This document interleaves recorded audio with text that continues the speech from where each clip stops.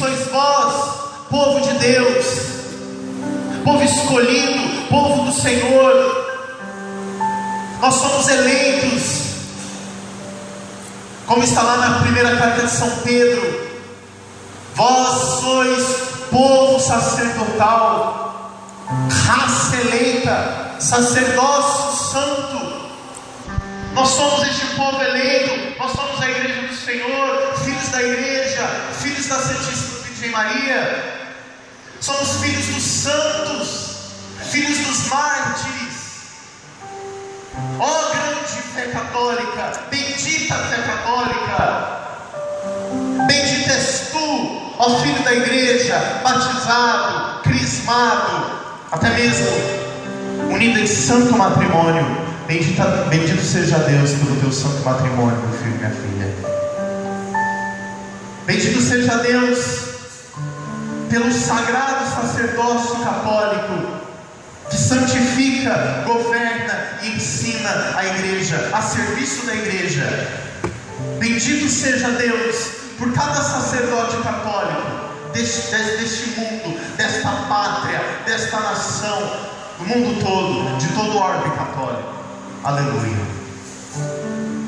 Meus filhos, nós ouvimos na primeira leitura de São Paulo aos Coríntios, essa tão conhecida leitura, em que São Paulo enumera os carismas do Espírito Santo. Nós somos um corpo só. A igreja é o corpo de Cristo. E trago aqui a memória do servo de Deus, Papa Pio XII. O Papa Pio XII uma vez escreveu um documento belíssimo chamado Mystici Corporis, o corpo místico, dizendo que a igreja é o corpo místico de Cristo, fazendo alusão a São Paulo. Irmãos, como o corpo é um, embora tenha muitos membros, e como todos os membros do corpo, embora sejam muitos, formam um só corpo, assim também acontece com Cristo. Nós somos os membros do corpo de Cristo. A igreja é o corpo de Cristo, e nós somos a igreja, formamos a igreja, somos os seus membros. O corpo tem a sua cabeça, o corpo tem os seus braços, mãos, pés, articulações, membros. O corpo possui os seus órgãos, o corpo possui as suas células. A igreja é o corpo de Cristo, cuja cabeça é o Cristo Senhor. Jesus é a cabeça da igreja, nós somos os seus membros. Não existe igreja sem Cristo. Não existe corpo dividido. Você já viu uma pessoa andar pela metade? Ou, sei lá, uma pessoa pela metade? Não tem jeito. Não tem jeito. Assim como o corpo é um, assim também a igreja é una. A igreja é única. Hoje o mundo precisa entender isso, porque as pessoas hoje não mais valorizam a unidade da igreja, dividem a igreja. E que insensatez é a divisão da igreja. A divisão da igreja foi um pecado que aconteceu no século XVI pelos protestantes. Por isso que você sai pela igreja, pelas ruas, você vai ver todas essas portinhas aí. Fruto da divisão, fruto do pecado, dividiram a igreja de Cristo. São Paulo diz: acaso o corpo de Cristo está dividido? Acaso podeis dividir o corpo de Cristo? O corpo de Cristo não pode ser dividido. Ó filho e filha da igreja, o corpo de Cristo é um só, não existe outros corpos. Porque nós saímos por aí e vemos esses evangélicos protestantes, ignorantes. O Padre não está condenando, mas eu estou dizendo para você, meu filho, porque muitos católicos que saem da igreja dizem: eu saí da igreja católica porque na igreja católica eu encontrei Cristo.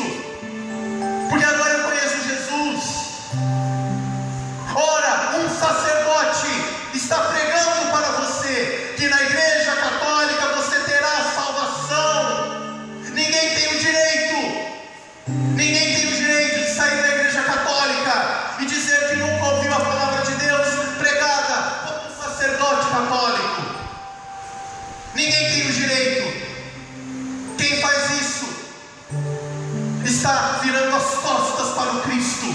Quem faz isso está jogando pedra na cruz. Quem faz isso está negando a igreja de nosso Senhor e consequentemente negando a sua mãe, negando Nossa Senhora, negando os santos e jogando pedra no túmulo dos mártires. Seja católico, meu filho, minha filha. Ame a sua igreja, ame o sacerdócio, ame. Nós precisamos ser assim. Como é bom, diz o Salmo, os irmãos viverem unidos. Como é bom nós celebrarmos a Eucaristia, como é bom nós celebrarmos a missa, como é bom nós cantarmos aqui com esses levitas, como é bom nós cantarmos ao Senhor. A missa é o culto supremo de adoração. Você quer trocar a adoração ao Deus único, a nosso Senhor Jesus Cristo, no Santíssimo Sacramento, por um culto qualquer? Só porque uma pessoa acha que sabe a Bíblia e começa a pregar? A igreja tem 2000 anos. Nós temos base, nós temos fundamento, nós temos graça, nós temos a Sagrada Escritura, nós temos a tradição, nós temos a Virgem Maria, nós temos os santos. Essa é a graça de sermos católicos. E os incomodados que se convertam à Santa Igreja. Já estamos fartos. Nós queremos santidade. A santidade da Igreja Católica é única. Você nunca encontrará Jesus vivo aqui na Eucaristia. Vá para qualquer centro de umbanda, sei lá, qualquer igreja protestante, você nunca encontrará Jesus vivo, ressuscitado, eucarístico, em lugar nenhum, meu filho e minha filha. A palavra de Deus viva, Sagrada Escritura, que nós bebemos, que nós nos alimentamos da palavra de Deus. Olha a insensatez de falsos católicos que dizem que nunca ouviram a palavra de Deus na Igreja Católica. Insensatos, ignorantes, católico ignorante, futuro protestante, insensatos, iníquos, traidores. Não sejamos traidores da igreja, sejamos filhos da igreja. E aí São Paulo continua dizendo que todos nós bebemos de um único Espírito, o Espírito Santo. Fomos batizados no único Espírito. O corpo não é feito de alguns membros apenas, mas de muitos membros. Daí Deus colocou na igreja os apóstolos, os profetas, os que têm dom e a missão de ensinar, aqueles que têm dons de milagres, dom de curas, obras de misericórdia. Aqui nós contemplamos os santos, santos de ontem, mas também santos de hoje. Obras de misericórdia. Quantos santos praticaram obras de misericórdia na igreja? São Vicente de Paulo, Beata Teresa de Calcutá, São Martinho. Quantos santos? Se eu ficar falando aqui, eu vou ficar horas e horas falando dos santos, dos inúmeros santos católicos de ontem e de hoje. Nós precisamos almejar a santidade. Almejar a santidade. Talvez você pergunte: mas eu talvez nem tenha esses dons, talvez eu não tenha esses carismas. Mas o apóstolo nos ensina. Acaso todos são apóstolos? Acaso todos são bispos? Acaso todos são padres? Acaso todos são religiosos? cada um, Deus constitui o seu lugar. Você precisa ser igreja na sua casa. Você precisa ser igreja na sua família. Eu preciso ser igreja como sacerdote. Você precisa ser igreja dando testemunho como casado, como casada. Se você não tem o sacramento do matrimônio, minha filha, vai para a igreja. Vai para a igreja, saia do pecado. Oficialize a sua união. Viva a santidade no seu casamento. Não seja uma adúltera, não seja um adúltero. Honre o seu esposo, honre a sua esposa. Viva a santidade. Se eu não viver a santidade como sacerdote, que raio de padre eu serei? Que raio de sacerdote eu serei? Se eu não almejar buscar ser santo, tenho os meus defeitos, sim. Tenho as minhas limitações. Você também tem as suas. Mas quem se entrega a Deus, quem busca a Deus, o apóstolo Paulo diz, tudo contribui para o bem daqueles que amam a Deus. Se Deus é por nós, quem será contra nós? No Evangelho nós escutamos: buscai primeiro o reino de Deus e a sua justiça, e tudo mais vos será acrescentado. Porque muitas pessoas estão infelizes, porque eu ouso dizer até mesmo, muitas pessoas estão doentes em suas casas. Pessoas jovens estão doentes pelo pecado. O pecado nos torna doentes, o pecado nos torna fracos. Como nós precisamos romper com o pecado? O pecado é como um banheiro sujo. Você já foi em algum banheiro sujo de rodoviária, de posto de gasolina? Às vezes quando eu vou nos postos de gasolina e entro naquele banheiro todo fedido, cheio de cocô, naqueles banheiros terríveis de posto de gasolina, eu penso, eu às vezes me encontro assim.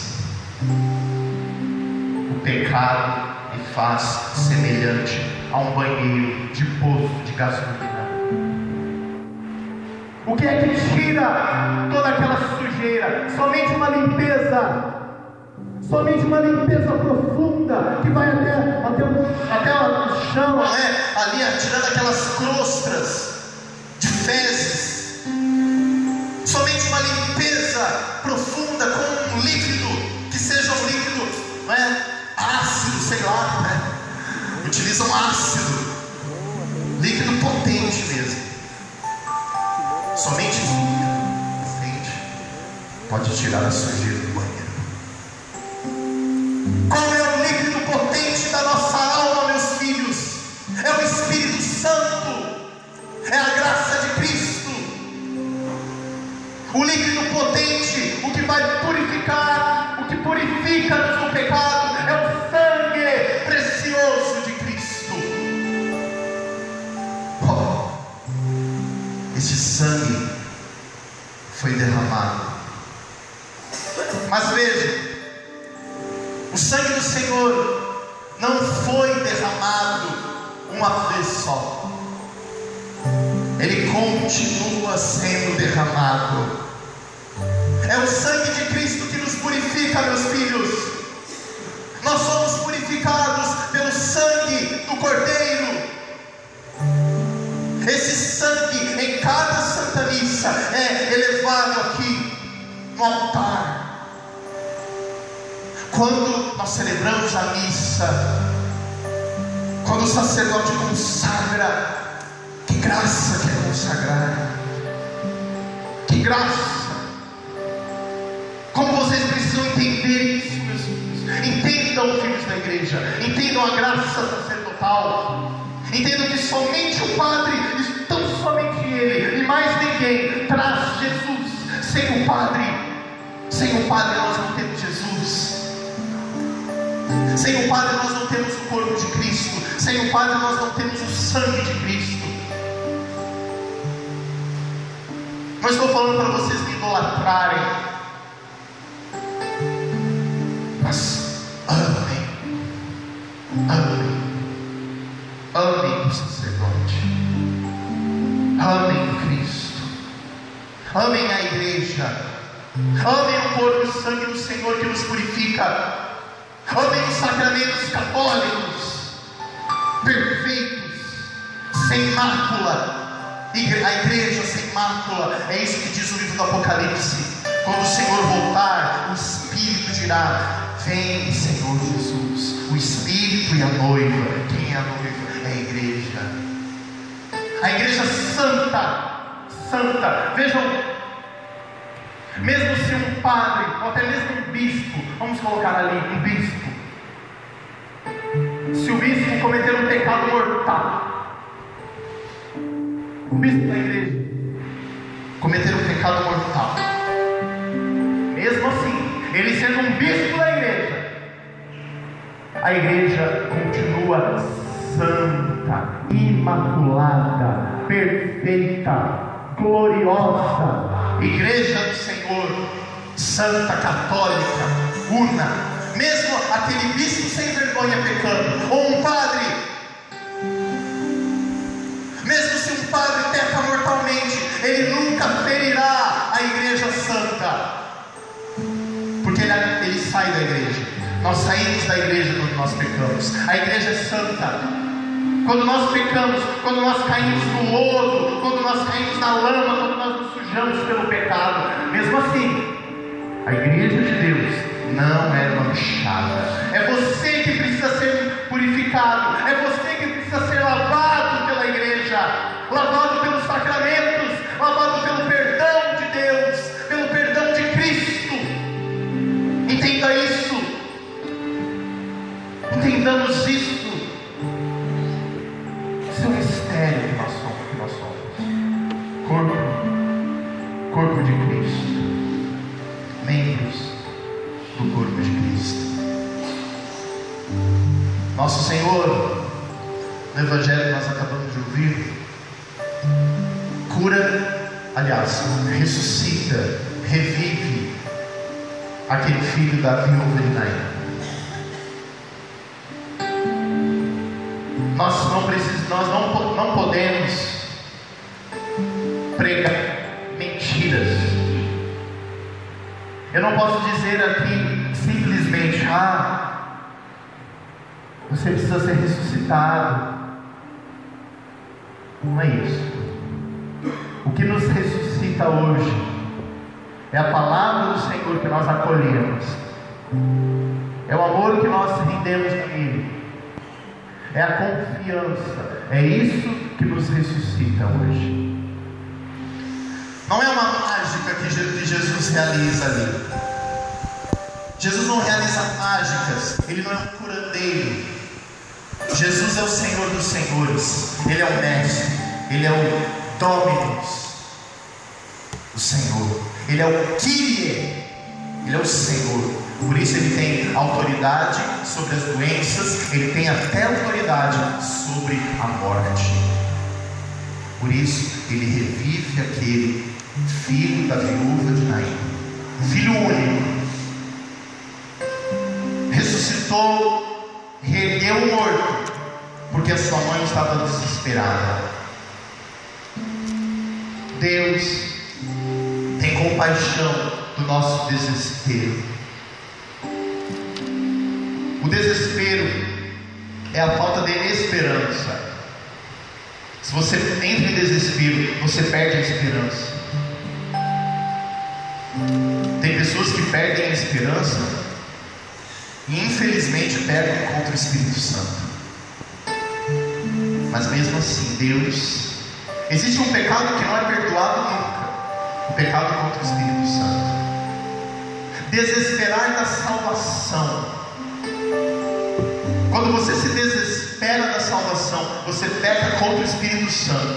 Você, infelizmente, é condenado, você se condena, ou você se autocondena, porque ninguém é mandado por Deus para o inferno. Apesar do pecado mortal que você pode cometer, ninguém é mandado por Deus para o inferno. A pessoa se autocondena. O inferno é uma autocondenação. Quando você peca contra o Espírito Santo, você se autocondena. A pessoa se autocondena quando ela mata o amor, quando ela mata a caridade. É uma autocondenação. A mãe, a viúva de Naim, ela não pecou contra o Espírito Santo, mas ela se entristeceu profundamente pela perda do filho, pela morte dele. Mas nosso Senhor teve compaixão daquela mulher. E então o Senhor, misericordioso, cheio de amor, disse: não chores. Nós precisamos ouvir a voz de Jesus. Não chores, não se desesperes, não perca a esperança, não se condene, não se autocondene, não se entristeça, não tenha medo. A voz de Jesus.